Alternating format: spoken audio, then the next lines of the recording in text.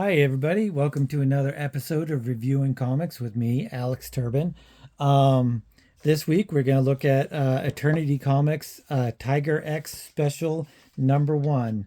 But before we get into that, I want to show you some of the work that I do that, if you're interested, could help support the channel.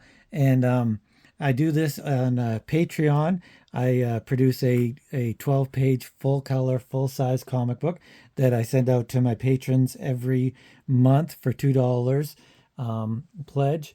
And yeah, you can go to Patreon, Alexander Turbin, and check that out. And I've got, so far, I've got 12 issues of volume 2 and 12 issues of volume 1 on there. And I've got all kinds of other stuff on my patron site too, as well as sending out the comics. You can also get all of these at my website, alexanderturbin.com. There, where there's random access, Mutandis, Cyrene, lots of different stuff. Yep, and you can also check me out at AlexTurbin0441 at Instagram. And if you want to talk about comic books, I'm always happy to. And let's see. Let's get into the episode. So this one I pulled out, and I remember buying this, but I don't remember reading it for some reason, or maybe I just don't remember reading it, and I did. It's not really my thing. I'm not a huge manga or anime guy. I did like the One Piece on Netflix. The live action. That was kind of cool. And I do like certain things. I love Princess Mononoke, and my favorite is probably Akira, Ghost in the Shell, stuff like that. Lone Wolf and Cub is my favorite manga, probably. But other than those few things, like I really am not into the new Chainsaw Guy and all the other, you know, there's a lot of them out there. Attack on Titan. I'm not really into that. I'll check it out, and if I see something that I like, then I'll read it or watch it or whatever. But I'm not a huge collector of anime or manga. But you can definitely tell Tiger X, who also created Ninja High School and the Warrior Nun, Ben Dunn. You can tell he's heavily inspired by manga and anime. And, that's great. I kind of do think I like his style a little bit more than traditional anime manga. He's an American born in Texas, I guess. He's a Texan. So he's got this kind of Americanized manga anime thing going on, and I kind of like it. Still, like I said, not a huge fan. But I like a lot of artists, American artists that were influenced by that genre. Matt Wagner started out as a huge um, manga type guy. His big eyes and nose and stuff, but he really his style kind of evolved into something else, which I really kind of enjoy. I kind of enjoy the evolution of of artist style, turning away from traditional manga and anime. And I guess that's true with anybody's style, really. I mean, you have so many Jack Kirby clones and Neil Adam clones that they hit a turning point, and they diverge and they turn into their own artists, which is really fantastic. I mean, everybody does it, so uh, it's a great way to look at artists. Um, so Ben Dunn and Tiger X. Uh, I originally started reading this, and I was like, this is going to be maybe not a ripoff, but heavily inspired by Red Dawn. But as you go into it, you see that it's less inspired by Red Dawn and a little bit more inspired by Robotech and some of that other stuff. Um, it's about the Russians or the Soviets create a new battle armor a la BattleTech, and by creating this new weapon, they've invaded Europe and taken over Europe, and they invaded the United States and took over half of the United States, and they split it in half.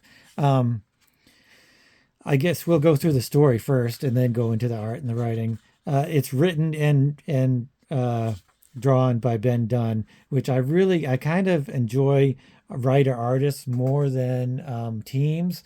Teams are great. You have some super fantastic stuff. The X-Men is my favorite comic, and that's written and drawn by different people. But there's something to be said for a secular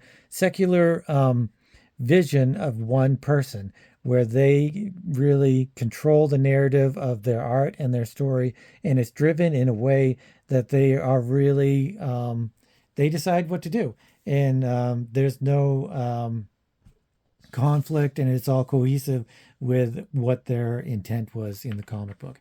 And so you have, like I said, Russia, Soviet Union has attacked the United States, split it in half, and it goes into this is one such story of the revolution against the Soviets.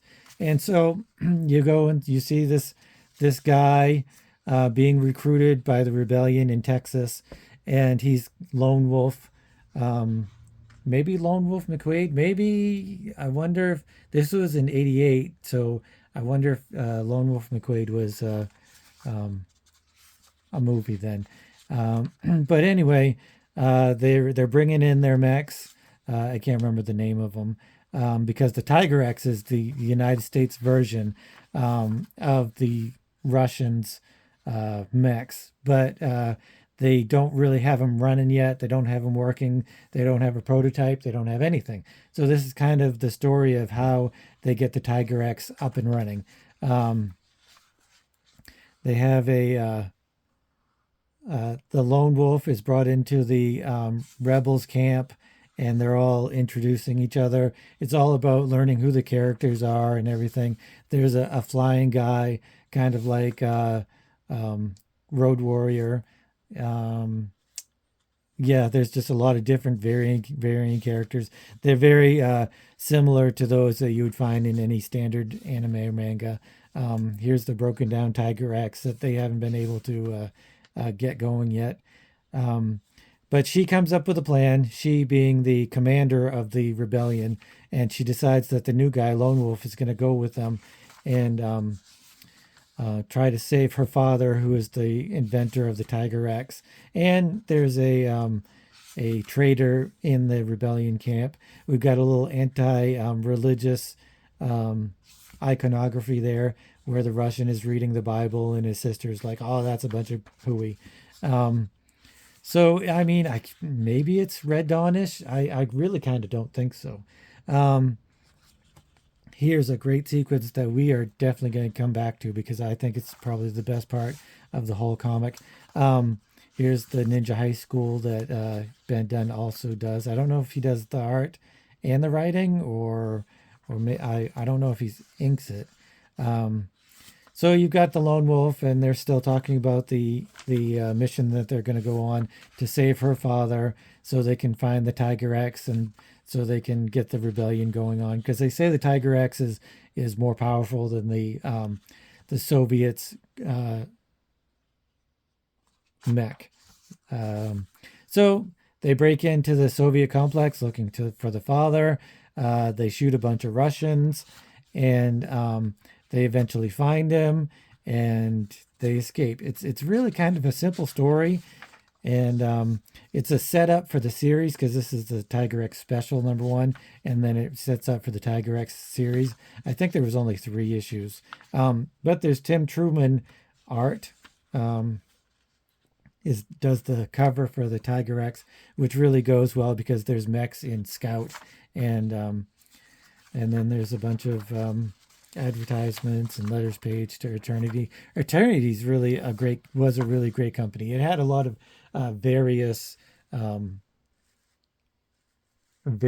books that were really different. But going into the writing and the art, there is a lot of writing. There's a lot of backstory where they're talking about the Soviets invading the United States and stuff, and that really sets up the world in 2 pages. So that's really compact. You really have to read it to know what's going on, and then they jump into the story, and this is pretty spread out. But then in the next few pages, the dialogue and the art are really spread out, and there's not too much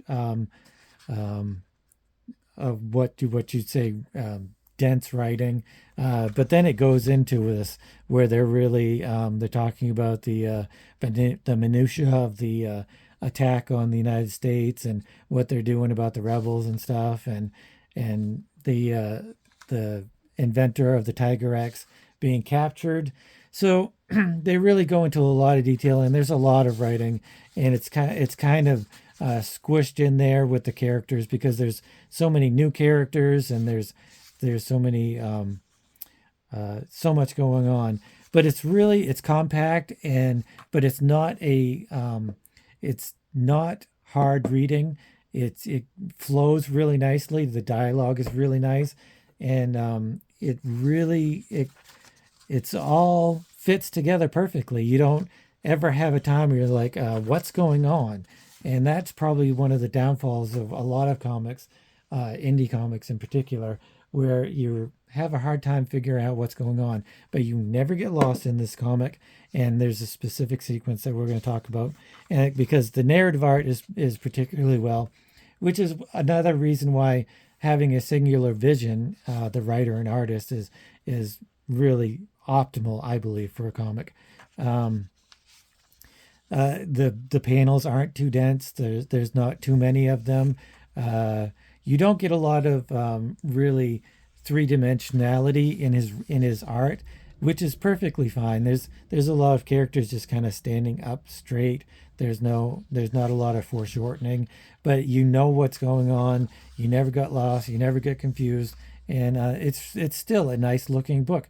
I do kind of wish that I don't know, maybe he would have been better with a more concise anchor, because you get just like their faces just are not really that detailed, and that really isn't always a bad thing. I mean, you look at Dave Mazzucchelli in particular, where his faces can be just like 2 blobs for the eyes and a blob for the mouth, and that's what it is, and it looks friggin' fantastic. But here you've got a lot of emotion going on, and I feel like maybe a little bit more detail in the faces might have been a little bit more appropriate, and also it would give a little diversity to the characters. This is probably my favorite part of the book. It's a flashback, but you're not told, like it doesn't say previously or 19 years earlier or whatever like that. It just assumes that you're smart enough to know that after this page, even though there's no transition whatsoever, this is a flashback, and it works for some reason because you're just taken out of this part of the story and you're added into this part of the story. This is completely different. This is like part of the Russian Soviet Union storyline, and this is the background of Lone Wolf. And the transition is perfect, and yet it doesn't tell you that it is. It's kind of relying on your intelligence as a reader and your comic acumen, I suppose. But this is his dad. He's a young kid, and his dad's says that he's never gonna leave him. He'll come back and see him after the war.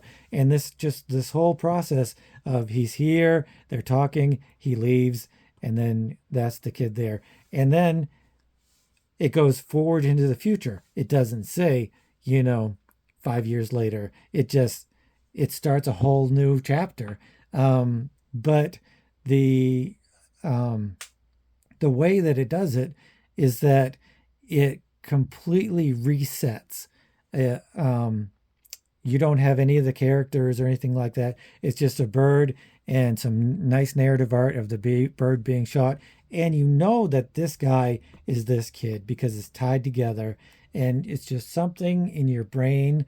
Ben Dunn has, he probably is one of the best narrative artists as I'm going to say.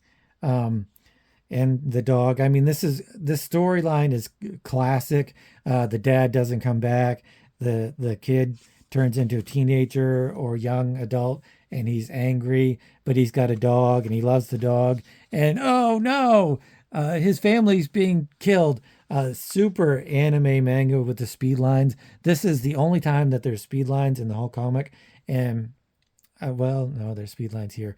Um, but this is very traditional anime manga, heart wrenching, death of the family type of story, part of the story, where his family is killed. He runs to see them, and he's even no, yep. The house blew up. He's with his dog. Before that, he had said that he would never lose his dog. Even though he lost his dad, he'll never lose his dog. So then he's there crying about how his house was blown up. And then a mech shows up and starts shooting. And, but he's all upset because his family's dead. He's like, kill me, kill me. And the mech's about to kill him. But you see a blast from somewhere after this advertisement, and it's an explosion, and it's a plane that destroyed the mech, and he's all pissed off, but his dog dies. Here's another great sequence. He sees his dog, he holds his dog, he makes this crying sound to the air, and it's over the top, but I really enjoy it because it doesn't it's not dumbed down for the reader. It's recognizing that the reader is intelligent and can follow a comic book storyline, even though they're not hand feeding you bits of information like previously or then after or elsewhere or something like that. And it's something that I've tried in my comics, but I just cannot.